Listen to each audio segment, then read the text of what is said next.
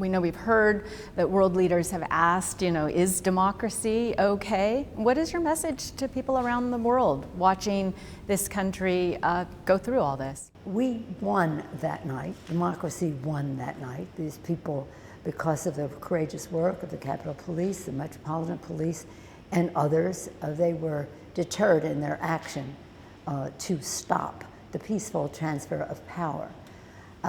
They lost. It was a failure for them. It was a victory for democracy as we returned to the Capitol that night to again ratify the peaceful transfer of power. So I'm optimistic and I'm hopeful. Is there anything you remember most about that day? What I remember the most and will never forget is the trauma that I saw in the eyes of the young people who were present for that violence.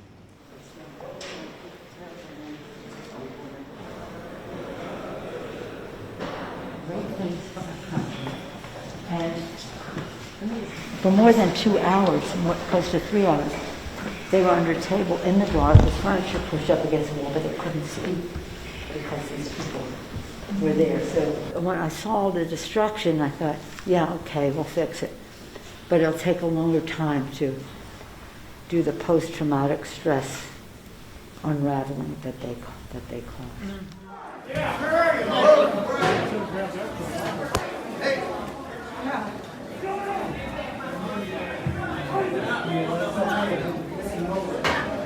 What makes you certain that something like that would never happen again? Well, let's hope that we never elect a president who will incite an insurrection on the Congress of the United States.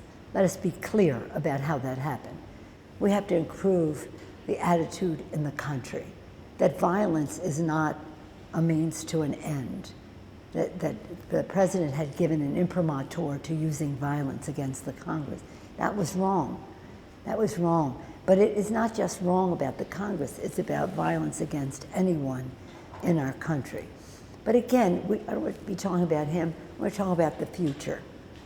And the future is that America's resilience, America's greatness, America's optimism will always prevail, and that we will survive even what we went through last year. Yet we know a number of people came to the Capitol believing they were fighting for democracy, that they were fighting for what they believed was right. And it was a lie that we cannot give any credence to.